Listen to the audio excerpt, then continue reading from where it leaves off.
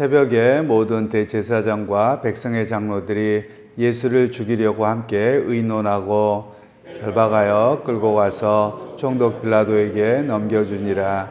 그때 예수를 판 유다가 그의 정죄됨을 보고 스스로 뉘우쳐 그 은 30을 대제사장들과 장로들에게 도로 갖다 주며 이르되 내가 무죄한 피를 팔고 죄를 범하였도다 하니 그들이 이르되 그것이 우리에게 무슨 상관이냐 내가 당하라 하거늘 유다가 은을 성소에 던져놓고 물러가서 스스로 목매어 죽은지라. 대제사장들이 그 은을 거두며 이르되 이것은 핏값이라 성전고에 넣어둠이 옳지 않다 하고 의논한 후 이것으로 토기장이의 밭을 사서 나그네의 묘지를 삼았으니 그러므로 오늘날까지 그 밭을 피바지라 일컫느니라. 이에 선지자 예레미야를 통하여 하신 말씀이 이루어졌나니 일러스되 그들이 그 가격 매겨진 자 곧 이스라엘 자손 중에서 가격 매긴 자의 가격 곧 30을 가지고 토기장이의 밭값으로 주었으니 이는 주께서 내게 명하신 바와 같으니라 하였더라. 아멘. 오늘 말씀은 가장된 거룩이라는 제목으로 함께 말씀을 나누겠습니다. 오늘 본문의 말씀은 예수님께서 신문을 받으신 이후에 이제 새벽에 빌라도의 총독에 끌려가는 그런 내용과 또 그 모습을 보고서 예수님을 은 30에 팔았던 가룟 유다가 이렇게 스스로 목매어 자살하는 그 장면으로 오늘 본문의 이야기가 구성되어져 있습니다. 먼저 우리가 기억할 것은 당시에 종교 재판에 대한 이해를 좀 할 필요가 있습니다. 일반 재판도 마찬가지고요. 물론 이날이 유월절의 잔치의 초입에 해당되어져서 사람들이 밤늦게까지 활동하는 것은 우리가 이해할 만한 그런 상황입니다. 그런데 이들이 새벽에 이렇게까지 했던 내용들을 보면 그들의 정당성이 얼마나 없이 그냥 졸속으로 빨리 해치웠는가 그에 대한 이해를 좀 우리가 할 수 있고요. 또 성경에서는 새벽에 그들이 하고 있었던 내용들은 결국 그들이 어디에 속한 사람이냐 어둠 속에 속한 사람들로 행한 모습이다 라는 것을 이야기를 하고 있습니다. 당시의 종교 재판에 대한 이해를 좀 하자면 이 유대 땅에서는 사내들인이라고 하는 공회가 있었습니다. 대제사장이 의장이 되어지고 바리새인들과 서기관들 그리고 장로들로 구성된 71명의 이렇게 사내들인 공회가 있었는데요. 이것을 로마가 인정을 해 주었습니다. 그리고 이들의 판결과 이들에 대한 여러 가지 종교적인 재판과 또 사람들이 살아가야 될 그런 원칙들을 다 이해하고 또 그에 따른 판결들을 일반적으로 해 주었던 그런 내용들을 이해할 필요가 있습니다. 일반적으로 우리가 종교재판이라고 하는 것은 어떻게 하느냐면 신학적인 근거를 따라서 하는 것이 옳은 일입니다. 그리고 이 신학적인 근거를 따라서 옳고 그름을 변론하게 되고요. 일반 재판의 경우도 마찬가지죠. 그리고 나서 이것에 대해서 백성들에게 설명을 해야 되는 것이죠. 그런데 오늘은 그런 모든 공정한 재판의 과정, 종교 재판의 과정을 다 생략하고 졸속으로 진행한 그런 모습을 오늘 본문에서 볼 수 있습니다. 얼마나 비상식적이고 또 비밀리에 진행되어져 있는지 오늘 본문을 이야기를 통해서 알 수 있습니다. 사실 그 로마 시대만이 아니라 그 이후에 중세 시대의 유럽을 보더라도 이런 종교 재판이 많이 행해졌는데 마녀 사냥이라는 개념으로 요즘에는 알려져 있습니다. 그것은 무엇이냐면 어떤 그들의 옳고 그름에 대한 바른 이해보다도 사람들의 어떤 정서와 다르거나 또는 특별히 자신들이 가지고 있는 신학적인 또는 철학적인 또 문화적인 개념 속에서 이해가 되지 아니하며 그를 귀신 들렸다, 마녀다 라고 해서 그를 화형시키는 것이 일반적이었던 그런 잘못이 많이 드러납니다. 그런 면에서 오늘 이들의 모습이 얼마나 비밀리에 잘못되고 그렇게 되어졌는지를 보여주고 있고요. 그리고 3절에서 5절의 말씀은 그 모습을 보고 있던 유다가 마음에 찔렸죠. 왜냐하면 정당한 재판이 아니었고 또 이렇게 미리 그들이 예수님을 사형에 해당한다고 먼저 결정을 해놓고 일을 진행하는 걸 보고서 마음에 굉장한 후회감이 들었습니다.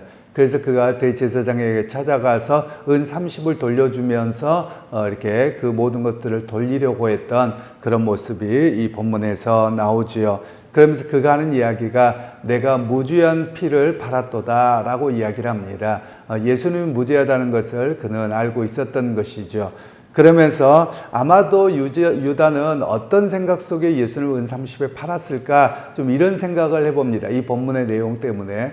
아마도 예수님을 이렇게 팔면 예수님께서 그때 평소에 기적을 베풀어 주셨던 것처럼 이 소극적인 모습이 아니라 오히려 로마의 군대에 대항해서 제자들과 많은 백성들에게 일어나도록 해서 뭔가가 혁명을 일으키려고 했던 그런 모습이 생기지 않을까, 그런 기대감 속에서 오히려 예수님을 더 밀고 이렇게 했던 모습으로 이해할 수 있습니다.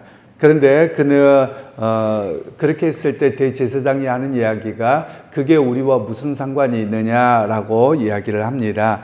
그리고 나서 유다가 그가 받은 은 30개를 성소에다 던져 놓습니다. 그리고 그 자책감으로 인해서 나가서 목매어 죽게 되는 그런 상황이 이 본문에서 나오지요. 사실 여기에서 우리에게 말씀하고 있는 것은 죄책감에 대한 문제입니다. 그리고 여기에서 그가 오늘 성경에는 뉘우쳤다라고 되어져 있는데요. 이 뉘우쳤다라고 쓰는 것과 회개라는 단어가 좀 다릅니다. 그래서 이것은 마음의 후회만을 했다, 그리고 자기를 자책하고 말았다라는 것이고요. 그리고 일반적으로 성경에서 회개라고 하는 것은 자기가 가던 삶의 방향을 돌이키고 생각하고 사고방식 모든 것들을 완전하게 돌이키는 것을 회개라고 이야기하고요. 여기에서는 뉘우쳤다는 말은 마음의 후회만 했다, 이런 의미로 사용을 하고 있습니다. 그래서 오늘 우리에게도 마찬가지입니다. 신앙생활하면서 참다운 회개는 과거에 행했던 삶에서 완전하게 돌아서야 되는 겁니다. 그러나 후회만 하고 해서는 아니 됨을 우리에게 말씀하고 있는 내용들입니다. 그리고 실제로 사람들에게는 죄책감이라는 것이 있습니다. 그런 죄책감으로 인해서 사람들이 우리 한국 사회에도 자살을 하는 경우가 너무 많이 있는 것 같습니다. 사실 죄책감이 몰려올 때는 그것을 갖고 주님 앞에 나아가서 회개하고, 그리고 내가 누군가에게 고난함을 주었다면 그를 찾아가서 용서를 빚는 것으로 그 죄책감을 덜 수 있습니다. 그런데 유다는 그렇게 하지 못함으로 인해서 죄책감에 눌려서 이렇게 목숨을 스스로 끊는 그런 상황까지 생겼음을 이야기를 합니다. 그리고 이제 6절에서 8절에서 대제사장들이 은을 거두어서 이것은 핏값이라 성전고에 넣어둠이 옳지 않다 하고 의논하고 토기장 위에 밭을 사서 나그네의 묘지를 삼았다라고 기록하고 있습니다. 이 나그네의 묘지라는 말은 당시에 예루살렘을 순례하러 왔다가 생각지도 않게 죽는 사람들이 있습니다. 그리고 회칠한 무덤에 대한 이야기를 드렸던 것처럼 길가에 그냥 대충 묻어놓고 우기철이 되면 그것이 다 벗겨지는, 그래서 회칠해 놓고 있었던 그런 모습을 말씀을 드렸는데요. 그래서 정리가 되지 않았던 것이죠. 그래서 오히려 이런 나그네들을 위한 묘지를 준비했다, 이런 의미가 되어지기는 합니다. 그런데 여기에서는 얼마나 모순적인 이야기인지 우리에게 이야기를 하고 있는데요. 당시에 이런 부정한 돈에 대해서는 여호와께 더러운 것으로, 거룩하지 아니한 것으로 해서 받지 않았습니다. 그런데 이 돈의 출처가 어디입니까? 대제사장들에게서 나온 것이거든요. 그러니까 스스로 아이러니한 것에 빠져버린 겁니다. 왜냐하면 자기들이 준 돈은 다 성전에서 나온 돈이죠. 그 돈으로 핏값을 주고 종교재판을 해놓고 오히려 그 돈이 돌아왔더니 이 돈은 더러운 돈이고 핏값이어서 거룩한 성전에 둘 수 없다, 이렇게 이야기를 하는 겁니다. 그러니까 오히려 이들은 자기 논리 모순에 빠져버리게 된 것이고요. 자기들이 거룩함이라고 이야기했지만 스스로 자기 자신들의 판결이 거룩하지 못했던 것을 스스로 이야기하게 되는 그런 상황이 벌어졌음을 이야기를 합니다. 그래서 오늘 이 본문에서는 실상은 가장 추악한 사람들이 누구냐, 바로 이들이었다라는 것을 이야기를 하고 있고요. 겉으로는 종교적으로 탁월한 척하지만 실상은 그 속에 악함이 가득한 모습이었다라는 겁니다. 이런 면에서 보면 오늘날 수많은 일들이 그러합니다. 이렇게 이 본문을 통해서 우리가 기득권 세력에 대한 이야기를 종종 하곤 합니다만, 이 당시의 기득권은 사내들인 공의회원과 바리새인들, 사두개인들, 대제사장들입니다. 바로 그런 의미에서 그들이 그 시스템을 지키고 자기의 기득권을 지키기 위해서 예수님이 누군가를 알아보려고 하지 아니했다라는 것입니다. 오늘날 우리 사회에도 그런 일들이 너무 많이 일어납니다. 자신들의 기득권을 지키기 위해서 오히려 옳고 그름을 신학적으로 판단하고 또는 그런 사회와 여러 가지 속에서 그런 하기보다도 오히려 말꼬리 잡기 하기나 어떤 것을 통해서 정죄하고 여론몰이를 하고 있는 모습들이 여전히 우리 주변에 너무 많더라라는 겁니다. 정치 영역에서만 그런 것이 아니라 교회나 개인의 삶에서도 그러한 일들이 너무 많이 일어납니다. 그런 면에서 오늘 우리에게는 스스로 깨어 있어야 함을 본문에서는 말씀하고 있는 내용들입니다. 그리고 이제 9절에서 10절 말씀은 예레미야를 통해서 주어진 말씀을 인용하면서 나중에 이 기록이죠. 나중에 다 성령을 받고 나서 깨달은 것이 구약시대 예레미야에게 하셨던 말씀이 은30에 8일 그 내용이 예수님을 위한 일이었구나 라고 깨닫게 되어서 이 말씀을 기록해 놓았습니다. 그래서 결국은 예수님은 누구시냐? 구약에 말씀한 대로 예언한 대로 그 모든 일을 성취하신 분입니다 라는 기록이 그 다음에 담겨져 있습니다. 그런 의미에서 오늘 이 본문을 우리에게 적용하자면 사람들의 죄악된 본성을 발견할 필요가 있습니다. 이 대제사장들과 여기 서기관들만을 이야기하는 것은 아니고요. 우리 모두 다 그렇습니다. 즉 자신의 정당성을 주장하기 위해서는 거짓말을 일삼고 어떤 일이든지 하더라라는 겁니다. 실제로 어떤 일들에 보면 누구든지 실수할 수 있고요. 누구든지 넘어질 수 있습니다. 그런데 그러면 그때 빨리 우리가 취해야 될 자세는 잘못했다라고 해야 됩니다. 그런데 오히려 그 정당성을 스스로에게 부여하고 다른 사람에게 알리기 위해서 더 큰 거짓말을 하고 더 속이게 되고 오히려 옳은 사람을 때려잡으려고 하는 것이 인간의 죄된 본성의 모습이더라라는 겁니다. 즉 오늘 가장 거룩해야 되고 가장 정직해야 될 사람들이 그런 일을 일삼고 있었는데 우리 또한 마찬가지더라라는 것을 오늘 본문에서는 우리가 볼 수 있습니다. 그러면서 여러분 오늘 우리가 깨어있지 아니하면 우리들도 마찬가지입니다. 어떤 일에든지 스스로 정당성을 부여하고 그럴 수밖에 없었다라는 것으로 자기를 그냥 무마하고 넘어가려고 하는 것이 인간의 본성입니다. 즉 하나님 앞에서도 마찬가지입니다. 하나님 앞에서 분명히 죄라고 지적되는 것들이 많이 있어요.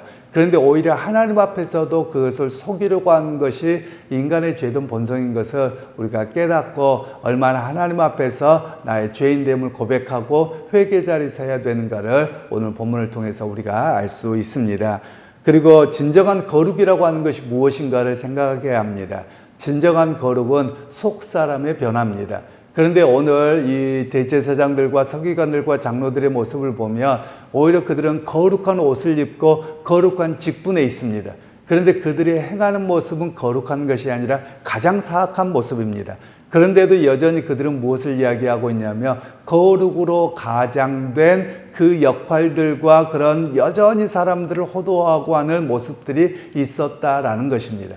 그런 면에서 오늘 우리에게도 마찬가지입니다. 가장된 거룩, 거짓된 거룩의 모습은 벗어버리고 속 사람의 변화가 이루어져야 됩니다. 속 사람의 변화는 생각의 변화가 있고 마음의 변화와 삶의 태도의 변화가 있을 때 속 사람의 변화가 온전히 이루어짐을 이야기하는 것이죠.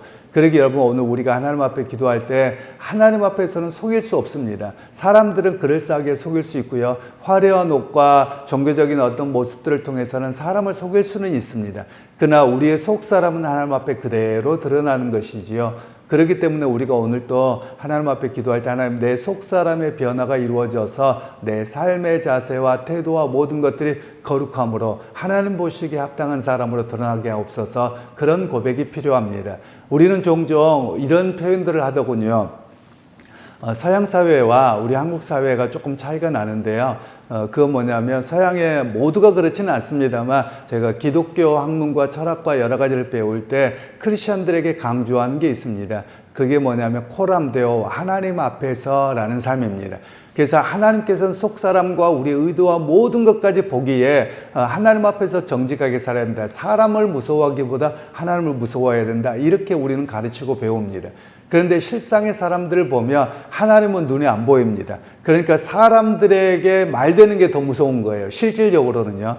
그런데 여러분 이 모습이 바뀌어야만 합니다. 사람에 대한 무서운 것보다 더 무서운 분이 우리 하나님이십니다. 나의 의도와 속과 모든 것들을 다 알고 계시기 때문에 그러합니다. 그래서 오늘 또 우리가 회복해야 될 거룩의 모습은 코람되어 하나님 앞에서의 삶이라고 말할 수 있습니다. 그래서 하나님께서는 내 의도와 모든 것들 깊은 것까지 통찰하시기에 하나님 내가 마음 쓰는 것, 생각하고 행동하는 것 그것부터 거룩함으로 변화시켜 주옵소서. 오늘 우리의 고백이 되길 원합니다. 그래서 오늘 하루의 삶을 살아가실 때도 다른 사람들에 대한 의식도 중요할 수 있겠지만 오히려 그 사람들이 보기에 어떤 행동보다도 하나님 앞에서 올바른 행동, 올바른 삶을 살아가며 사람에게는 당연하게 그렇게 되어지는 것입니다. 그러기에 오늘 하루의 삶 속에서도 코람데오로 하나님 앞에서의 거룩함으로 살아드리는 그런 오늘 하루의 삶이 되기를 주님의 이름으로 축원합니다. 하나님 아버지, 오늘도 주님께서 우리에게 은혜 베푸셔서 오늘도 가장 거룩해야 될 사람들이 가장된 거룩으로 얼마나 치장하고 또 스스로 정당성을 부여하지만 그러나 논리적인 모습과 거룩의 모습이 나타나는 것을 보았습니다. 하나님 아버지, 우리가 정말 깨어있게 하셔서 우리 또한 이들의 모습과 별반 다를 바가 없습니다. 하나님 앞에서의 거룩을 회복하는 신앙이 되게 하시고 하나님 앞에서 나의 거짓되고 나의 속임이 얼마나 큰지를 깨닫고 더욱더 그리스도를 닮아가고 하나님 앞에서 온전한 모습으로 서려고 노력하는 참 경건의 모습이 우리 가운데 있게 하여 주옵소서. 예수님의 이름으로 축복하며 기도하옵나이다. 아멘.